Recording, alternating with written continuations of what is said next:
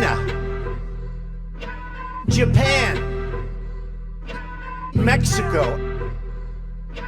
What I say is what I say. When do we beat Mexico at the border? They are not our friend. They're laughing at us. I don't think they like me very much.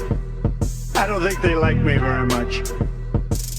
We need to build a wall. And I will have Mexico pay for that wall. I am Donald Trump. What I say is what I say. China. Welcome and thank you for joining me on today's episode of the Johnny Ray Show. Eric Swalwell gets a little too cozy with the Chinese. Representative Cynthia Johnson issues a bit of a threat. United Airlines bans a family because of a mask mandate. The Cleveland Indians change their name officially. And are we headed towards succession of the states if Donald Trump does not succeed in overturning the election and the election results? All that and more on this episode of the Johnny Ray Show.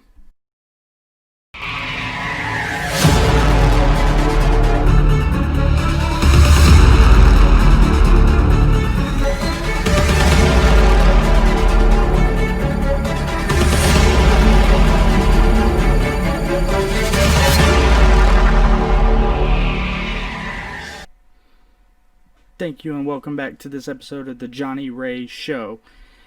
Representative Eric Swalwell has been in the news the last few days now, as it's been brought to the attention that he had some relations, possibly more than relations, if you know what I mean, with a alleged Chinese spy. Christine Fang was involved in Eric Swalwell's political career from the early onset, when he was a low man on the totem pole, which hasn't changed much, seeing as how he's still pretty low on the totem pole. Axios did a segment on this, bringing it to light, and it's been talked about quite frequently. Mr. Swalwell has yet to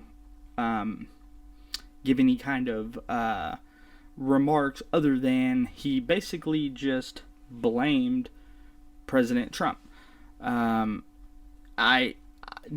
Democrats have purged this video, so if you can find this video, please send it to me. I would love to be able to put it in the show, but unfortunately, I can't find it anywhere. I've Googled it, I've YouTubed it, I've done everything in my power to try and get the video of what he said. But basically, I'll sum it up for you. He basically said that it's not a matter of what he did, it's a matter of how the information got out. So it's kind of what I've said all along about the Democratic Party, and that is, if a Republican does something bad, it's about that situation. It's bad. If a Democrat does something bad, then it is, how did that information get out? That's how it's been for some time now. So when asked about it, Nancy Pelosi, the Speaker of the House, had, you would think that, having somebody on the House Intelligence Committee being in relations, possibly sexual relations, with a alleged Chinese spy, you would think that would have some sort of drastic repercussions, but not for Democrats, because Nancy Pelosi said she's not worried about it. Take a listen. I don't have any concern about Mr. Swalwell. There are those in the Congress who believe, and I am among them, that we should be seeing what influence the Chinese. I've been fighting them, as you know, for over 30 years in terms of their undue influence at universities in our country, and the overtures they tried to make to members of Congress. In terms of Mr. Swalwell, in the spring of 2015, the leadership of the House and the committee were informed that overtures from a Chinese person were being made to members of Congress. When that was made known to the members of Congress, it was over. You know, that was the end of any communication with those people. So, well, that's awfully ironic because they said that the relationship was terminated as soon as he knew about it. Well, there's two problems with that. A, there were still payments being made on behalf of the Democratic Party to Christine Fang after that. So if you take a look right here, in as late as December of 2016, her salary of $456 was paid. November, $650 salary. October, an auto travel amount was given to her.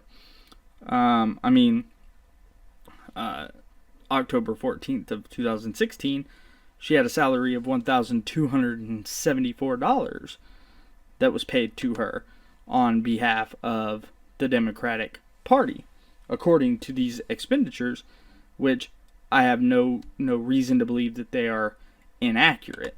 Now, the other thing that is wrong with that entire scenario is when Donald Trump was investigated for Russian collusion for 3.5 years, nobody ever came to him prior to that and said, hey, you know, this is the deal. This rumors are spreading that you have connections with Russian intelligence or anything like that. Nobody did that. They just investigated him and spent upwards of trillions of dollars of taxpayer money to investigate and falsely impeach him. But with Representative Swalwell, they had to sit down, the FBI or the DOJ, whoever it was, had to sit down and, hey, just so you know, this is the deal. People think you're sleeping with a spy, so you should probably get that taken care of. So it's kind of a case of the do as I say, not as I do with the Democrat Party, instead of rules for everybody in the Democrat and Republican Party. So, again, Eric Swalwell, he made his statement basically blaming Trump and saying that it was Republican and Trump's fault because the media found out about the information, and he's more interested in how they found out about the information as opposed to the fact that they found out about the information. So, transitioning to another Democrat who said and did some things that are about as crazy as the Democrats can be. She did, in fact, get punished, and not nearly as much as she should, but Democrat Representative Cynthia Johnson, she is a representative from Michigan, the state of Michigan. She took to social media to a bit of a tirade, if you will. Here's what she said. So this is just a warning to you Trumpers. Be careful. Walk lightly. We ain't playing with you. Enough of the shenanigans. Enough. is enough. And for those of you who are soldiers, you know how to do it. Do it right. Be in order. Make them pay. Make them pay. She called for soldiers to make them pay. Who's them?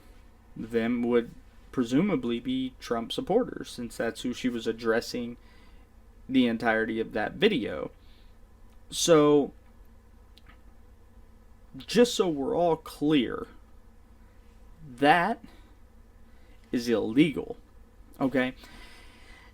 Free speech only goes so far. Okay? Free speech only goes so far. So, I can say that Representative Cynthia Johnson of Michigan is a loon bag. She is psychotic. She proved it with that video. I can say that, and it's protected under freedom of speech, the First Amendment. What's not protected under the First Amendment is inciting violence toward anybody, or anything for that matter. I can't go out in the streets and say, I want everybody in the streets should attack anybody who's liberal. I can't say that. That is not protected under the freedom of speech. That is not protected under the First Amendment. Just like you can't yell fire in a crowded theater.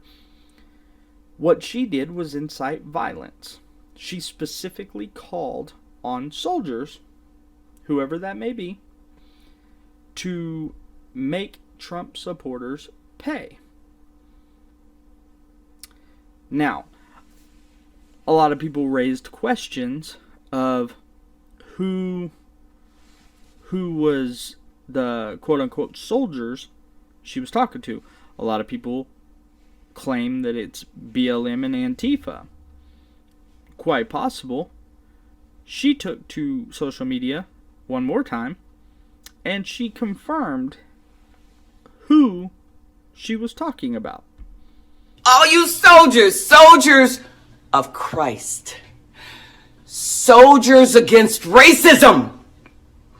Soldiers against misogyny. Soldiers against domestic violence and domestic terrorism. Soldiers, rise! It's time for you to rise.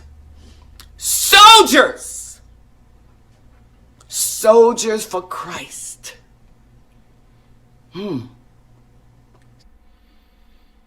Soldiers. Soldiers against Alzheimer's. Soldiers against welfare states. Soldiers against domestic violence. I mean, you just literally listed off soldiers against things that you disagree with. I mean, soldiers for cancer. Soldiers against cancer. Soldiers against unlawful killing of infants. I mean, the list could go on and on. All you did was attempt to list off a bunch of things that you think are bad, that you think that society has going wrong, and tried to play that off. What really happened is you got caught calling on soldiers, people who support you, to attack, to harass, to potentially harm people who disagree with you, i.e. Trump supporters. And instead of just coming out and saying, you know what, I messed up, I possibly she was just drunk. She looked like she was a little intoxicated to me, but I digress. Instead of just saying that you messed up and you shouldn't have said what you said, you double down and make yourself look even dumber than you already did. But that wasn't the end of it. That wasn't the end of it. Because after the right assumes that you were, with good reason, assumes that you were talking about doing harm to them, she doubled down once again and had this to say. I'm good. I'm okay. I'm not worried. I'm not going I'm not going underground. I'm not changing my fucking phone number. I ain't doing none of that. Oh, yes. The Biden and Harris administration owes the city of Detroit. Mm-hmm. Oh, yes. I put my life on the line. I appreciate you. Let's do things a little bit differently. So my question is what does the Biden-Harris administration owe Representative Johnson for? Now, of course, could be all speculation, but in a city that had quite a bit of voter irregularities, now, I can't say the F word, okay? I can't, because as most of you know, YouTube changed their policy to ban, delete, censor, ban anybody who claims that widespread voter F word, I don't want to say it, you know what it is, and substantiates said comment with facts and statistical analysis as the reason for Donald Trump potentially losing. And I don't say lost, because he hasn't officially lost. I mean, he's still he's still got a few moves he can make. There's still a few chances that could be took for him to potentially right the wrongs, if you will. But anybody who claims widespread voter and then substantiates it and says that that is a potential reason for him potentially losing is now going to be banned, censored, and pushed into the obscurities of the YouTube nether realms, if you will. And while we're talking about that, make sure to like, share, comment, and subscribe. I am now posting this on other platforms as well, because of the fact that I have been now censored on multiple occasions by YouTube and the YouTube overlords. So make sure that you still like, share, comment, subscribe, click the little bell here on YouTube, or there on YouTube, whichever you're watching, and that way you get updated on all the new content, and hopefully it doesn't get removed from everywhere. Anyway, so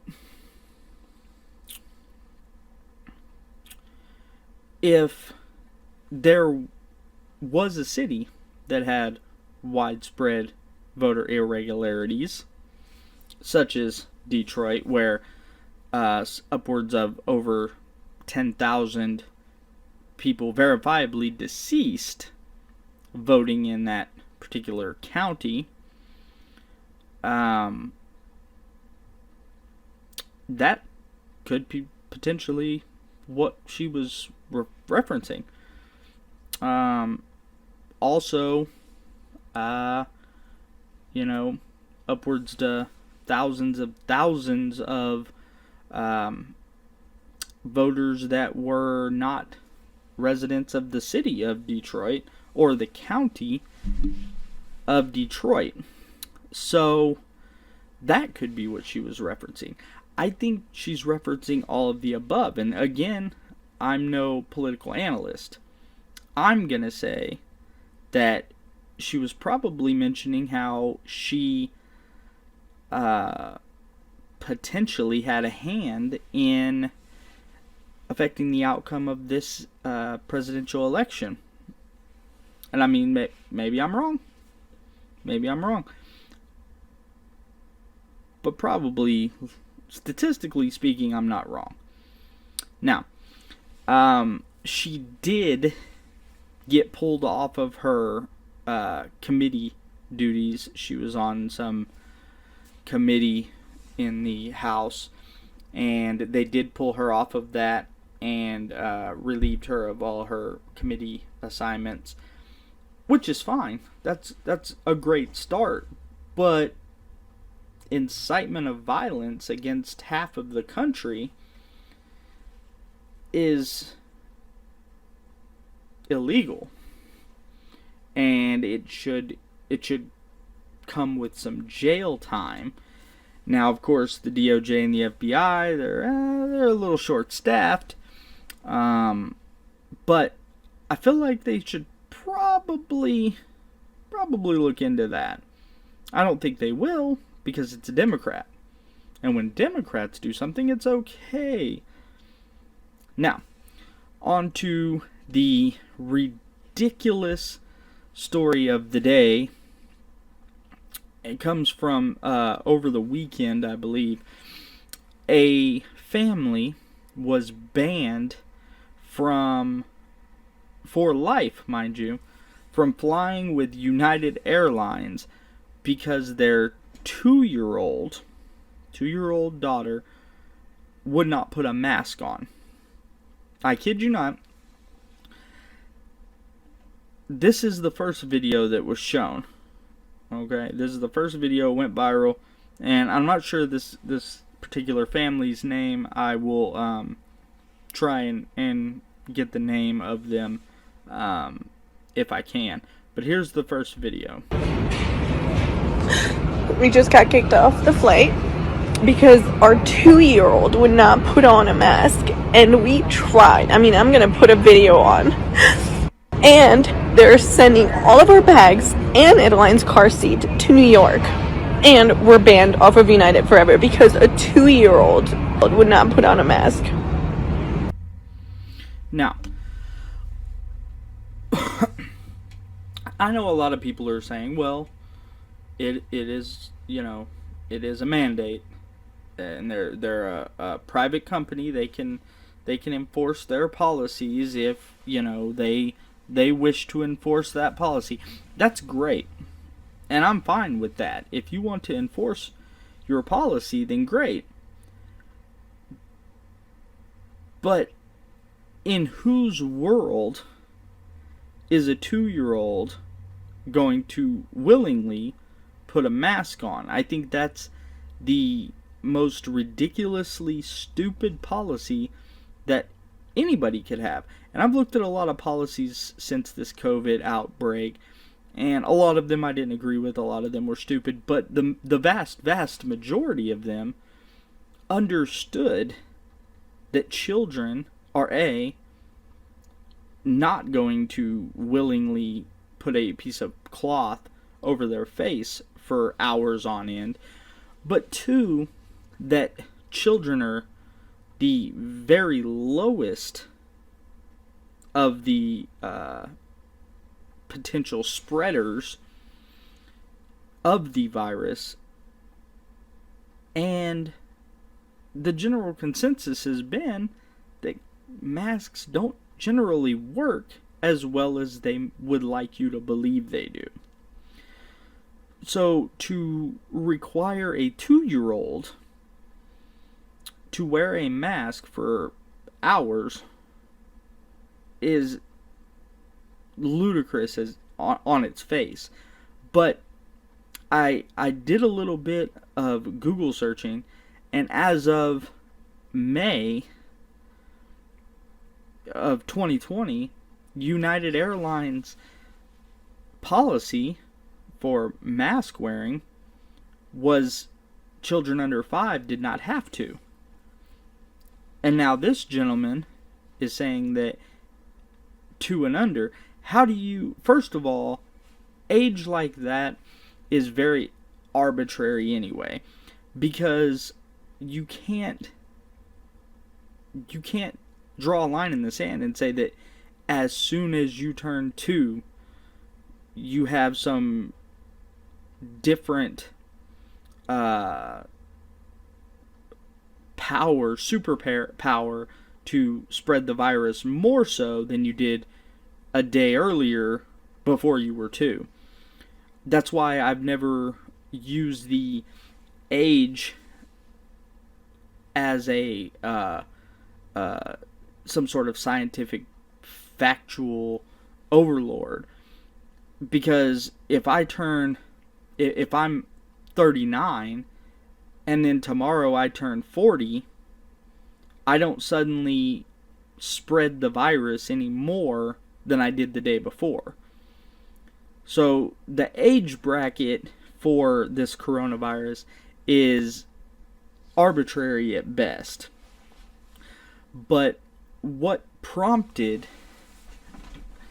the airline, or any airline for that matter, to change their policy in such a short time span is the question. May to December even, the cases overall have fairly well plateaued.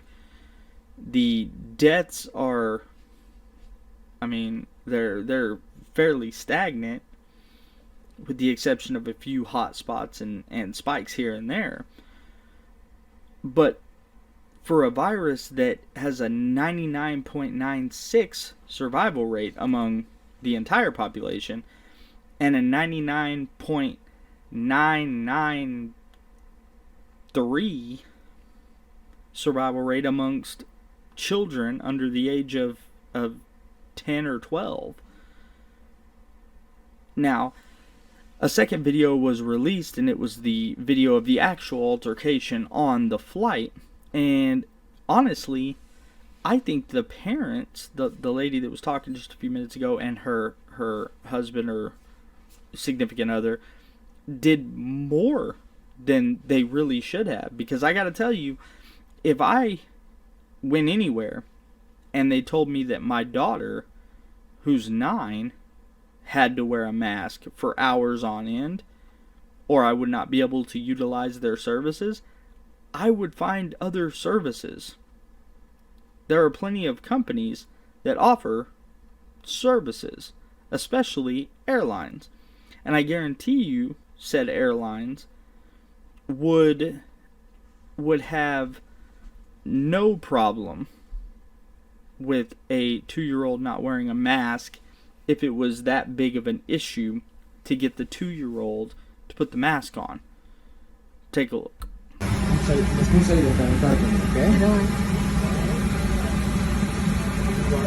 Okay, let me set that in. I don't mind. Let me set that in. Okay? Okay, ako yung para set that. So, if I ready?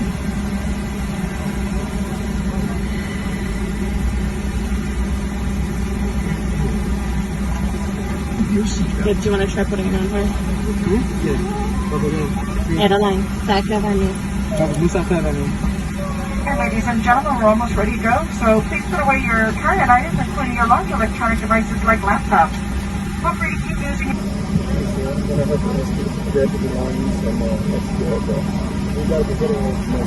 Why? We're over here holding this mask on her face. I'm sorry, sir. I gave you the opportunity. And I took that opportunity and I ran with it. You see this? I'm literally covering her face. I've got to keep it off. Do you guys do this all the time or what? Like, what? This is compliance. I'm literally holding it over my daughter's face. This is compliance right here. We can't force her. She's literally holding it and she's crying. You're gonna do this to us? Like right now? Yeah? Wow. Alright, let's go.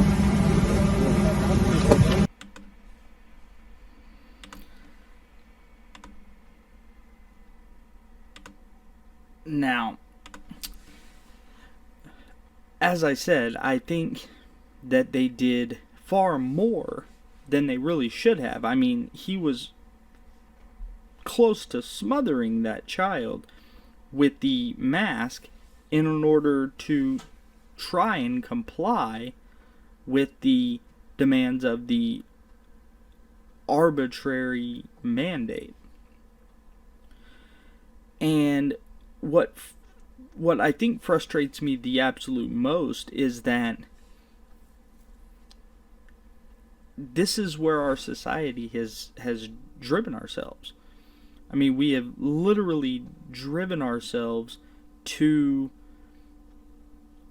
forcing small children to do things that they should never have to do. And saying, I know you don't understand, but you have to do this, or mommy and daddy and you are not going to be able to go on vacation or go to wherever they were going to. That's where our society has gotten, and it's getting quite ridiculous when it boils down. Okay? This is deeply disturbing that our children are being taught to conform to the opinion and the belief of some arbitrary mandate. Now, I don't know what other airlines' policies are, but I can almost guarantee you that there is another airline that does not mandate children at 2 years old be forced to be muzzled with a mask for hours on end. Now, not only did they kick them off of the plane, they banned them for forever for flying with United, but then they rubbed salt in the wound, if you will, by not allowing them to get their luggage that was, I assume, checked. And when asked about it, this is what they had to say. Your jacket's up there.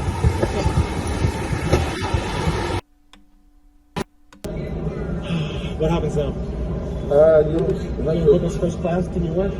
No, sir. Yes, sir. You can't fly me. You can't fly me, no? So we're hard off United?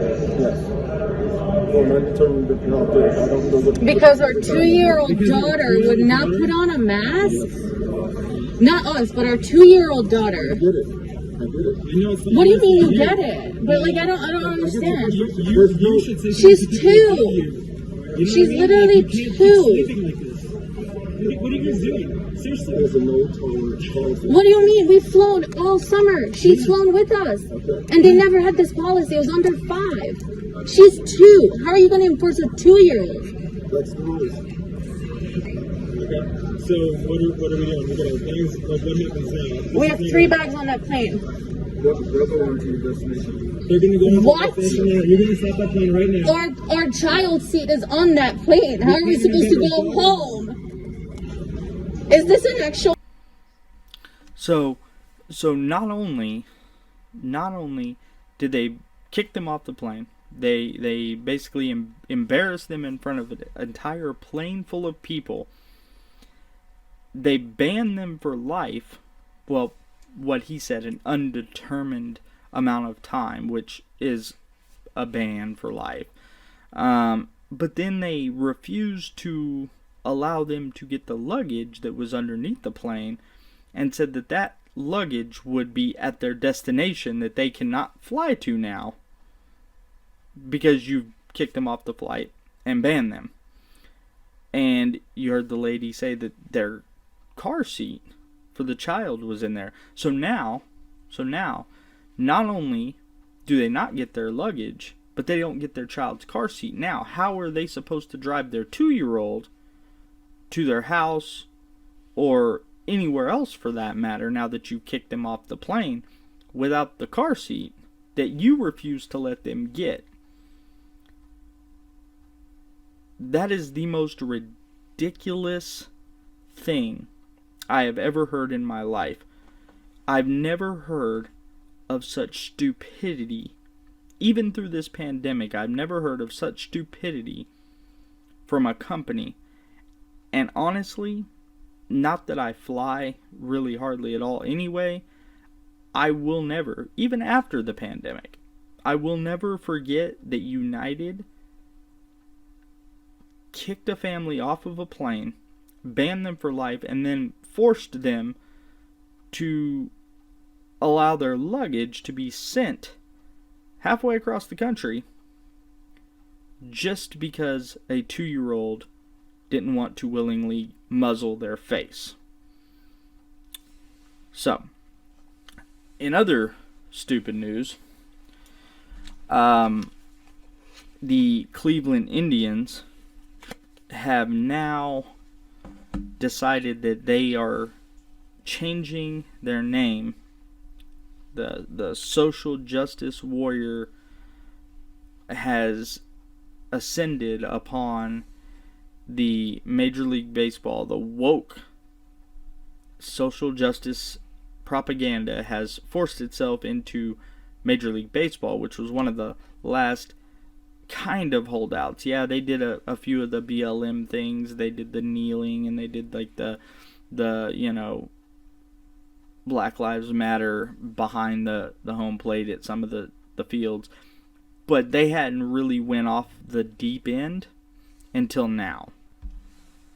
So the Cleveland Indians have decided now that in the effort to combat racial injustice and wokeness, that they are changing their name and they're dropping the Indians, which has been their moniker for quite a while.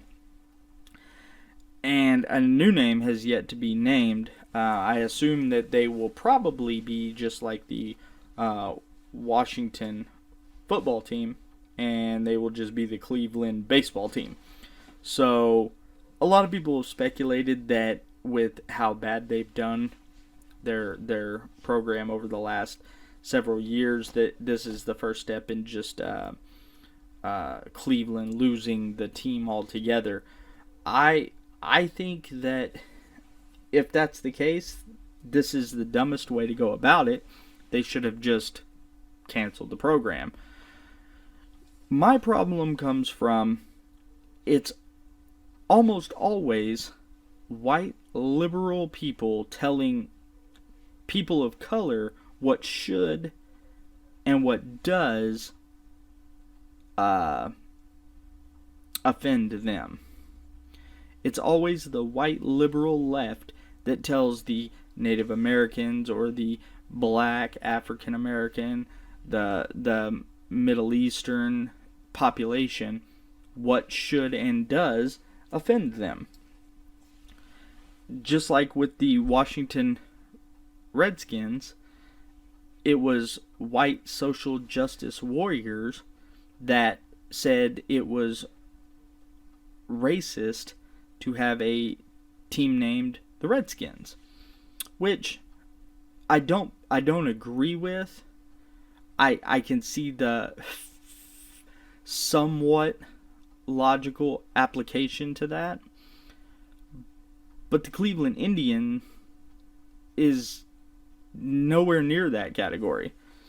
Like, that's not a racial slur. Indian is exactly what they are. I mean, they're Native Americans, they're Indians, they've been called that for hundreds of years now. I have yet to meet a Native American Indian who has said that the Cleveland Indian name and mascot has offended them. Just like I have yet to meet one that said the Washington Redskins offended them. If you're going to go that route, there's a lot of team names that should offend certain people. But they never talk about those team names. They don't talk about the Notre Dame Fighting Irish, the Boston Celtics, as a person of somewhat Irish descent. If anybody should be offended by that, it would be me. Why isn't that brought up? Why isn't the Boston Celtics or the Notre Dame Fighting Irish brought up as racial names that need to be purged from the history books because of the Caucasian skin color? Because if it was the Notre Dame Fighting African Americans, they would say that's racist and we have to take that away. But because it's Caucasian, it's Irish. In the Celtics case, it's leprechauns. They should be offended, but they're not.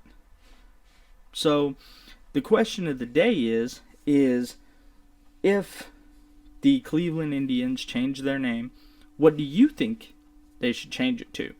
I personally think they should change it to something that we could all get behind, and that would be the Wild Things.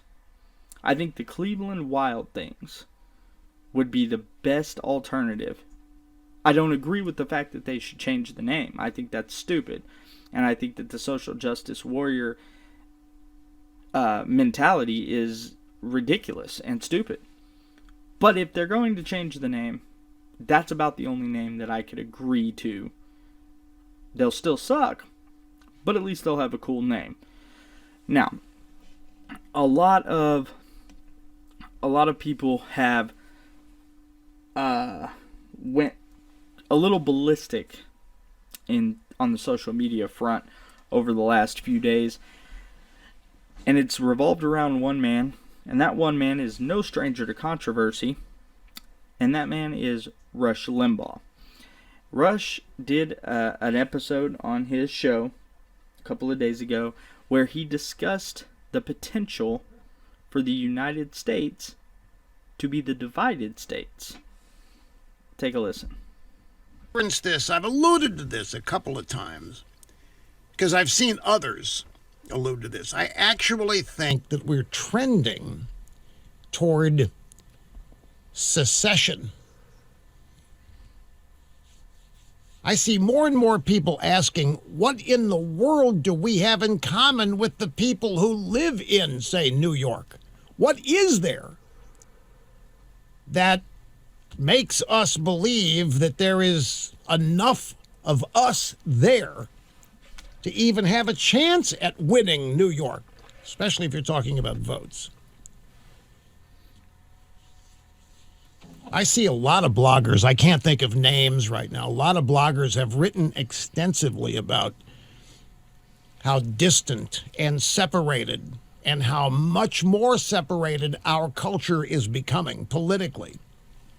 And that it can't go on this way. There cannot be a peaceful coexistence of two completely different theories of life, theories of government, theories of how we manage our affairs.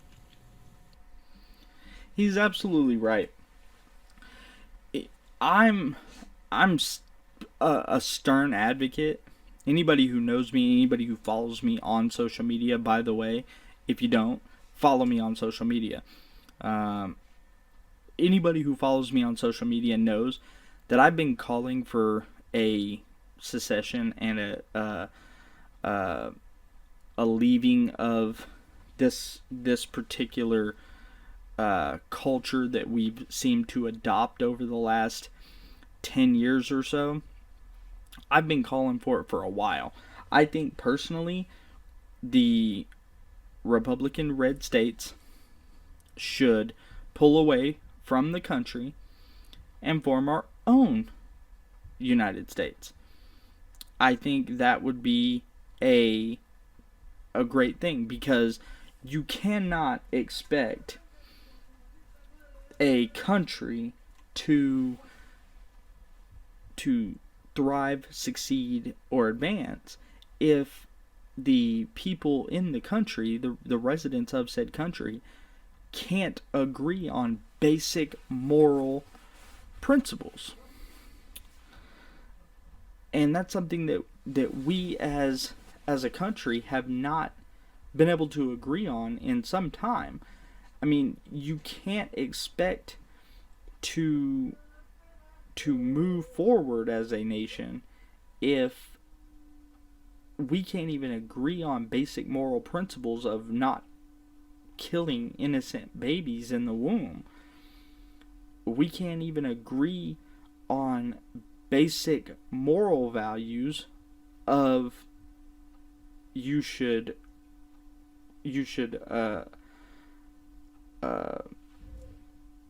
provide some sort of progress to the country. You shouldn't just sit at home unemployed and suckle at the funding of taxpayers and be okay and just live life. You shouldn't. We should all be able to agree that every able-bodied person in America should contribute to society. But we can't agree on that because the liberals want everybody to be sitting at home and getting government funding to just breathe the air. We can't agree on the basic moral principle of do not murder children because the left believes that you should be able to kill a child in the womb all the way up until the moment of birth, and in some instances after birth, as we've discussed before.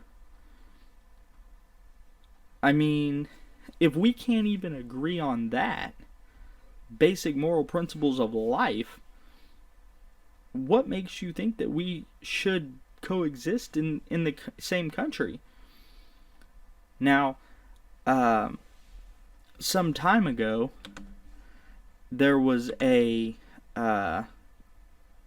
talk of succession from the blue states seceding from the red states, and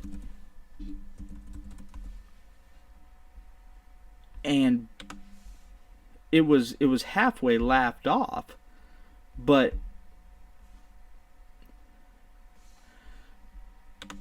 basically, I think that it was a pretty daggum good idea. Personally, I think that it follows along with, how it would look if the right or the left were to secede at any point in time. Now, this was in 2004, and I'm trying to find the actual article, but basically, a prominent figure on the left decided that if the blue states were going to secede, that this would be kind of how it breaks down. And it's basically, and I'll post the picture up, basically it is California, Oregon, and Washington, along with Minnesota, Michigan, Wisconsin, Illinois, Pennsylvania, New York, up into the Northeast. That would all join Canada, and that would be the United States of Canada. And then, of course, the remaining states of Alaska and Nevada, all the way to the East Coast, basically the Midwest, the southern southeastern states, and then Nevada, Idaho, Arizona, and all them would join and be what they labeled as Jesus land. And the lady even gave us a little flag, and that was cool. It's like a American flag, but with like the cross where the stars are, which I completely agree. I think that's That's an amazing concept. I mean, there's other names that probably could be, you know, a little better, but I would even agree that Jesus Land is a decent name. The only difference is that I don't think that we need Nevada. So what I suggest is that, because Pennsylvania, if you break down the numbers of even this particular election, Pennsylvania was more conservative than Democrat. And so I would suggest that, with the exception of maybe Philadelphia and Pittsburgh, who were majority blue, it seems, maybe take them and maybe, you know, export them to New York. But I think we should get the majority of Pennsylvania, and in trade we'll give Nevada, because I don't really care about Las Vegas, and that's about the only good thing that comes out of Nevada in these days. So that's what I suggest, and I've submitted that now. So I think if whoever is in charge of the map breakdown, if you could get back with me, that'd be great. But I think it's a great idea. I've been very vocal about it, and I think that a succession of red states, and I think that it's quite possible that it's on the horizon. And I think if we do secede, I'm making the nomination now that Texas, whatever city in Texas, but Texas be the home of the capital of Jesus Land. That's what I think. Now, the last thing I want to talk about is there was an article that was wrote some time ago. Sometime, I guess, this last week. It was, let's see, it looks like it was wrote December 11th, so 4 days ago. And it's a Joseph Epstein wrote it. I assume no relation to the guy who didn't kill himself, but could be, who knows. And it's a op-ed in the Wall Street Journal opinion section by Joseph Epstein. It's titled, "Is There a Doctor in the White House? Not If You Need an MD." And it's about Jill Biden, who is famous in the media currently. Everybody calls her Dr. Jill, as though she is some sort of, you know, grand medical advisor of some sort. Well, come to find out, she isn't a doctor at all, and she still basically requires people to address her as doctor, even though she has what's called an educational doctorate, meaning she has a doctorate of education. And a lot of people are saying, well, it's still, you know, it's still a doctorate. That's all fine and well. But if you go purely based off of the title, PhD, then we should call Shaquille O'Neal Dr. Shaq, because he has a PhD. James Franco, the actor from Pineapple Express and This Is the End, James Franco has a doctorate and is currently working on a second doctorate from Yale, I believe it said. So the thing is if,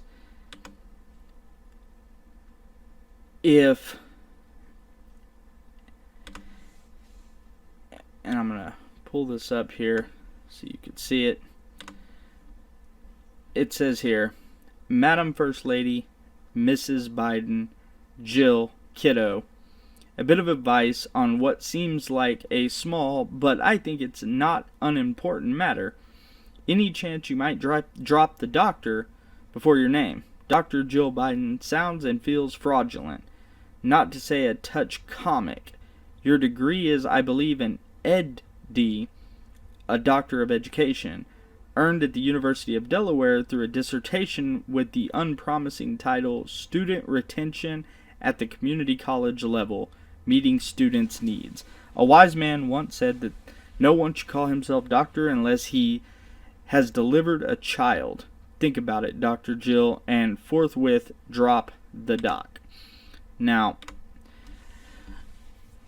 a lot of liberals have freaked out on social media over this, because how dare he talk to a woman with such disrespect, such disdain. He's not lying, though. I mean, there are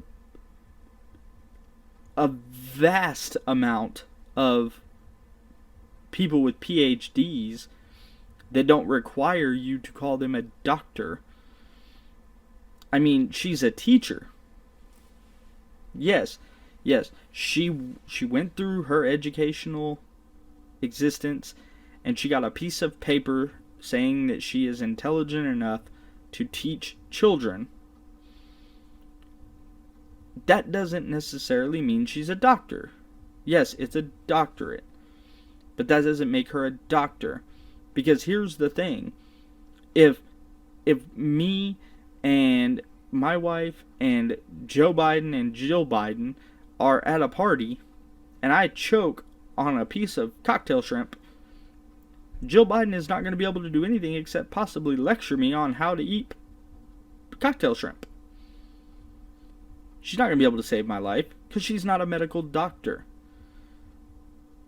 She is somebody who got an education to the extent that she got what's called a doctorate. And again, if we went based off that logic, why does nobody call Shaq Dr. Shaq? Nobody. When's the last time you heard them talk about Shaquille O'Neal and call him Dr. Shaq? You haven't. I've never seen a movie with James Franco that said Dr. James Franco. That's the silliest thing I've ever heard. That is ridiculously stupid. If you are not a medical doctor, regardless of whether you get a doctorate or not, I will never call you doctor. Ever. Because just like the article states, if you've never delivered a baby, if you've never completed surgery, if you've never conducted some sort of physical exam on somebody who was injured or hurt, you're not a doctor. I don't care what that piece of paper from some kooky school says. Now, with all that being said, I appreciate you watching, taking the time. It was a little longer than I expected. I didn't expect an hour-long episode. I expected only about 30 minutes. But rants happen. So, I appreciate you taking the time. Watch. Make sure you like, share, comment, subscribe. Follow me on all the social media. It'll be down in the description box there, so you can follow me and keep up with all of my craziness of getting banned on every social media account that I could possibly come up with. Make sure that you like, share, comment, and subscribe, and click the little bell on YouTube if you're watching this on YouTube, and if they didn't take it off. And make sure that you subscribe to keep up with all the new episodes as they come out Monday, Wednesdays, and Fridays, unless I get jerked around by YouTube, and then sometimes it's a Tuesday. But I release it as best as I can. I can only do so much. Thank you, and as always, good night, and God bless.